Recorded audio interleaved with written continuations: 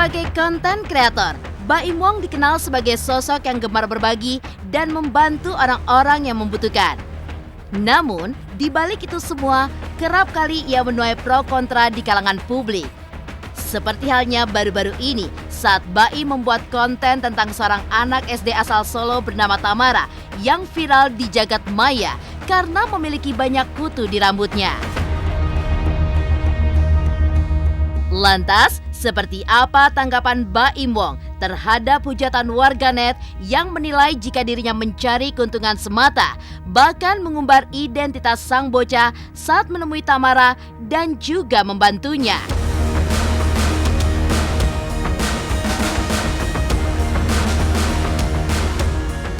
Beberapa waktu lalu, Baim Wong pun juga sempat dihujat setelah datang ke sebuah warteg yang selamat saat pemukiman di kawasan Kebayoran, Jakarta Selatan habis dilalap api. Lantas seperti apa tanggapan Baim terhadap peristiwa tersebut? Menelisik ke belakang, Baim Wong juga sempat viral lantaran banyaknya ditemukan ular di kediamannya. Lantas benarkah jika hal tersebut adalah pertanda mistis hingga membuat ia dan istrinya Paula Verhoeven sempat khawatir? Pemirsa, bersama Intens Investigasi, kami hadirkan kabar terkini, terpercaya, dan teraktual. Tetapi sebelumnya, jangan lupa untuk like, subscribe, dan juga share channel YouTube ini.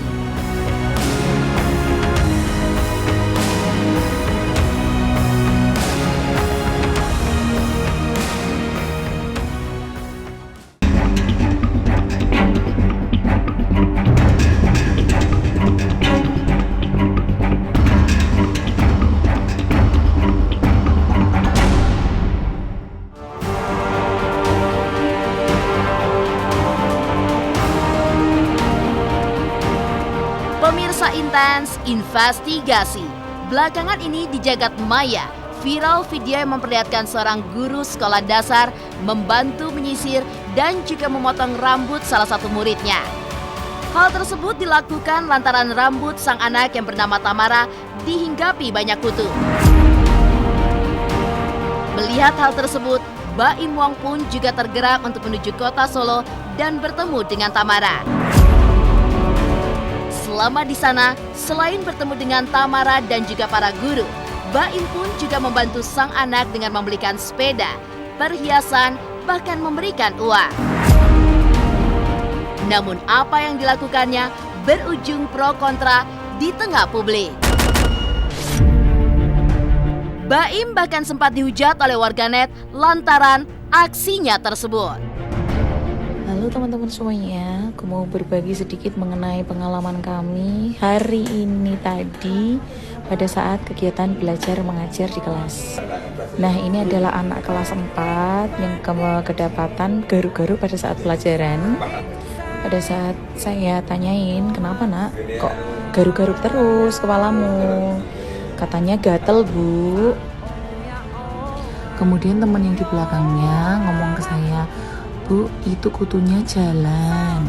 Terus aku lihat, ternyata benar, kutunya itu keluar dari jilbab anak tersebut.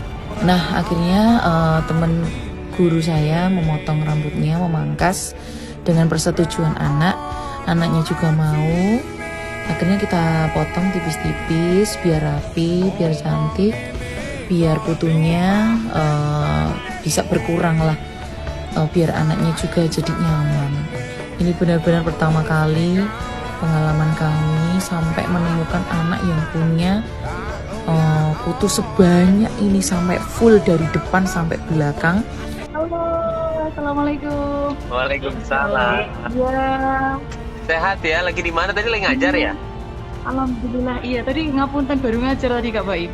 Oh iya, akhirnya saya ngeliat orangnya. Halo. Iya, terima kasih Kak Baim. Iya, saya mau tahu tinggal di mana ya? Itu di Solo ya? Iya. Kan? Di Solo. Kita di Kabupaten Karanganyar Kak Baim. Nama sekolahnya sekolah apa? Sekolahnya SDN 01 Sewu Rejo. SDN 01 Sewu Rejo. Rejo. Nanti saya WA kan Kak Baim. Mau boleh nggak saya main ke sana? Boleh banget. Alhamdulillah, iya. Boleh. Oh, alhamdulillah. Terima kasih loh. Itu semuanya tuh bilang gurunya hebat, insya Allah ya. Berkah Bu, Makasih, berkah ya. Iya, nanti saya ke sana ya. Siap. Boleh, Bu. Terima kasih loh. Terima kasih. Sama-sama Kak Baim. Ya, assalamualaikum. Ibu, hai semuanya.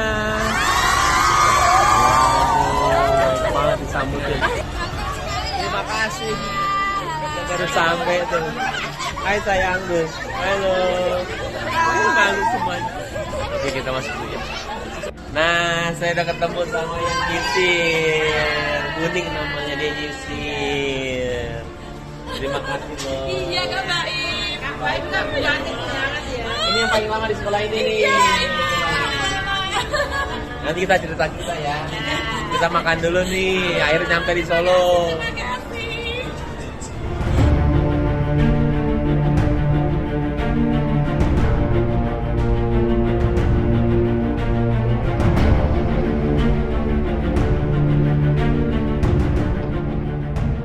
Nggak apa-apa, orang mau ngomong apa juga nggak apa-apa.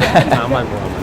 Dia lebih memikirin orang lain gitu, maksudnya apapun yang dialog tentang itu memang apa yang dia suka memang pasti, dan itu pasti didasarkan orang lain kalau dengan itu pasti bisa dengan pengaruh.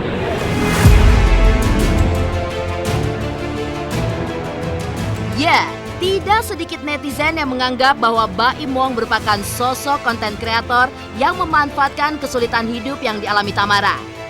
Ia pun juga dianggap lalai dan tidak memiliki empati karena memperlihatkan wajah Tamara ke hadapan publik.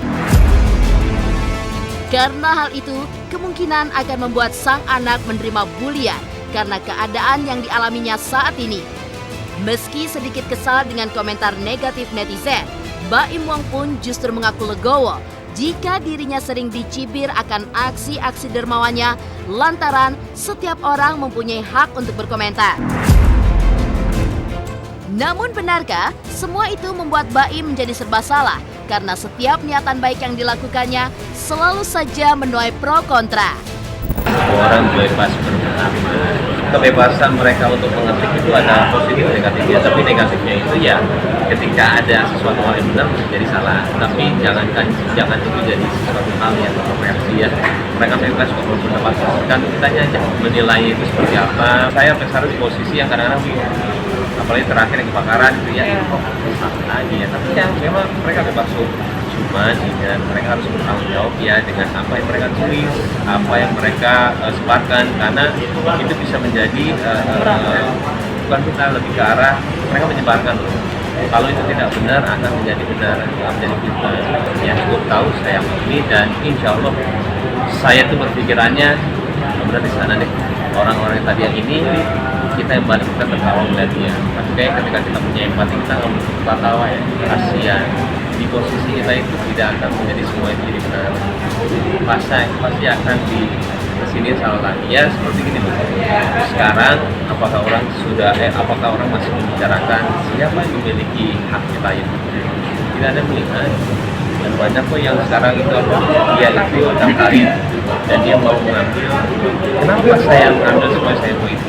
Kalau memang dia itu punya itikat baik atau enggak dia punya sense yang ini buat saya, pasti mereka menanyakan lagi, ini mana nih? Oh ini lagi sih ini. Karena saya tujuannya dia itu apa? Apakah memang cinta itu karena saya gitu? Itu satu hal yang contoh kecil ya. Jadi kalian bisa menilai semua sendiri seperti apa ya keadaan di sekarang.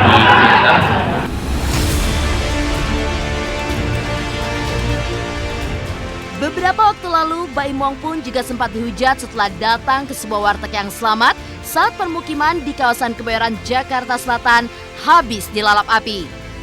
Lantas, seperti apa tanggapan Baim terhadap peristiwa tersebut? Pemirsa Intens Investigasi, jangan lupa untuk like, subscribe, dan juga share channel YouTube ini. Hai semua, jangan lupa tonton Intens setiap hari Senin sampai Sabtu 3 kali sehari. Jangan lupa like dan jangan lupa subscribe.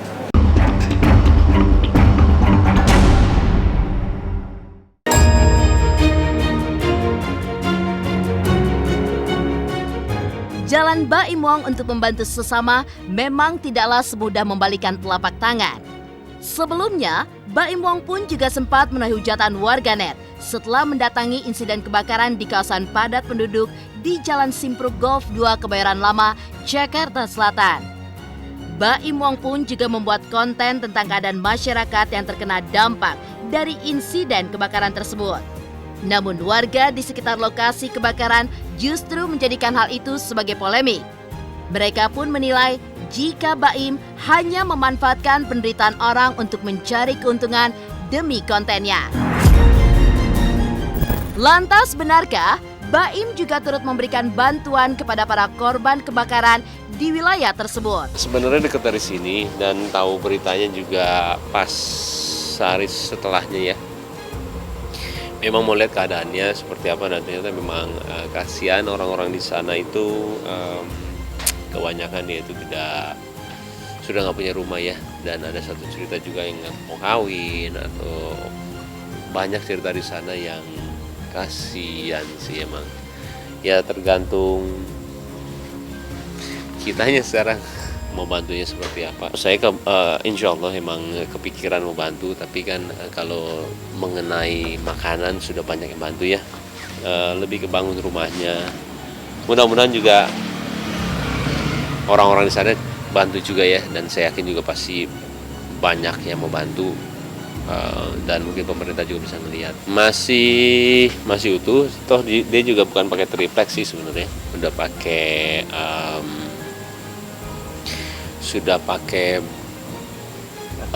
bata ya, sudah pakai, jadi memang terlindungin gara-gara itu juga sih.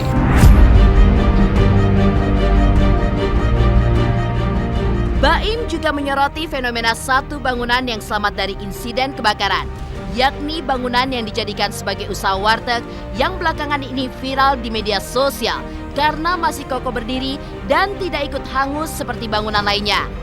Fenomena itu pun juga viral karena disebut-sebut sang pemilik sering melakukan kegiatan Jumat Berkah.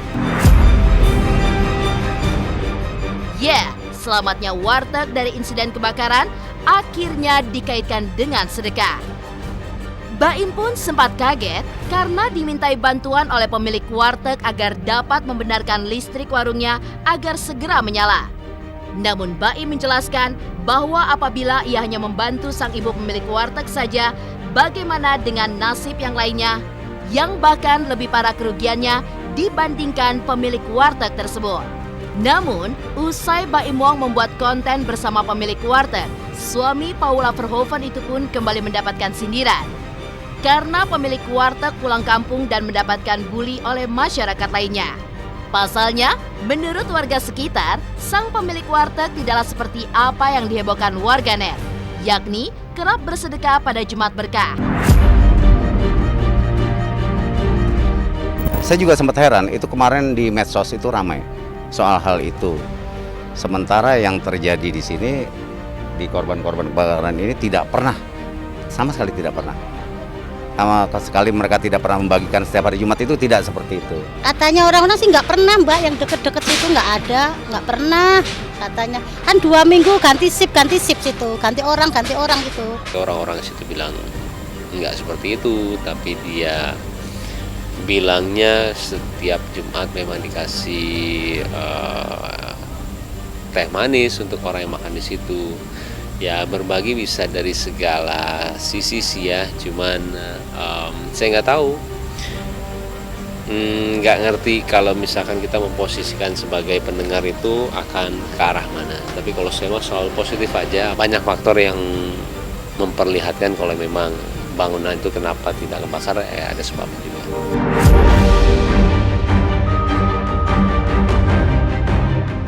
Menelisik ke belakang, Baim Wong juga sempat viral lantaran banyaknya ditemukan ular di kediamannya.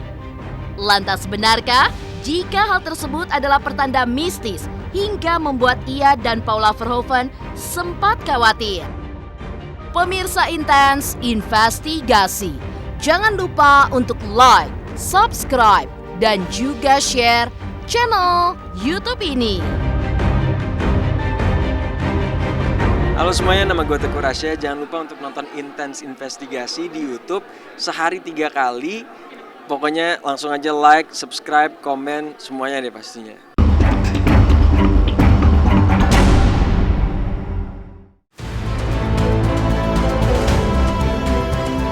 Ya, sebagai artis dan konten kreator papan atas, kehidupan Baim Wong dan keluarganya memang tidak pernah luput dari sorotan. Menilik ke belakang beberapa waktu silam, Baim pun juga sempat viral lantaran terjadi teror ular di kediamannya. Berasa bahwa situasi pun semakin mengkhawatirkan, Baim pun akhirnya memutuskan untuk memanggil 2 kali pawang ular ke kediaman mereka. Ya, saking khawatirnya, Paula pun ketakutan karena belum yakin sudah sepenuhnya aman. Pasalnya, jika ditemukan hingga 10 anak ular, kemungkinan besar ada sang induk yang bersarang di rumah mereka. Namun setelah dilakukan penelusuran, tetap saja tidak menemukan sang induk. Baim dan Paula pun akhirnya mengambil langkah untuk meminta bantuan kepada Panji sang petualang. Bersama timnya, Panji melakukan pencarian cukup lama di area tersebut hingga menemukan sejumlah pecahan cangkang telur ular yang sudah menetas.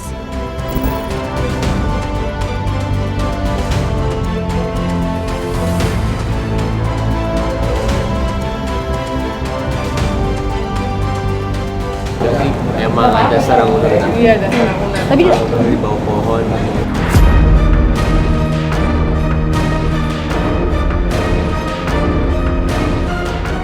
Kemunculan ular di kediaman Baim Wong pun sontak saja menuai kehebohan warganet. Tidak sedikit yang menyebut dan mengaitkannya dengan hal-hal di luar nalar. Lantas benarkah kemunculan ular-ular di kediamannya merupakan pertanda mistis seperti yang ramai diperbincangkan oleh publik? Kan awalnya nggak tahu kalau katanya ini kalau ularnya hitam semua itu mistis. Aku lihat enggak kok itu loreng-loreng, katanya ladang sawah atau apa gitu, ya aman. Kita harus percaya sihir itu pasti ada ya, cuman maksudnya bukan berarti kita jadi akhirnya parno atau gimana, tapi ya lebih kepada itu kita juga harus jadi orang yang ini juga ya, aktif juga, kita cari tahu emang benar nggak apa segala macam. Tapi kan insya Allah kita kan selalu berdoa sama Allah ya, semoga kita dijauhkan dari hal-hal gitu. Gak dipikirin sih Mbak, yang penting kita terus berdoa aja supaya tetap dilindungi gitu.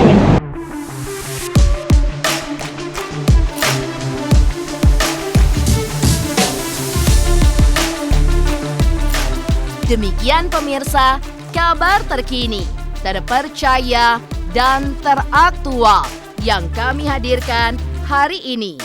Saksikan terus Intens Investigasi setiap hari Senin sampai dengan Sabtu, tayang 3 kali sehari, yaitu pada pukul 11 siang, 3 sore, dan 7 malam, hanya di YouTube channel. Dan pastikan jangan lupa untuk like, subscribe, dan juga share channel YouTube ini.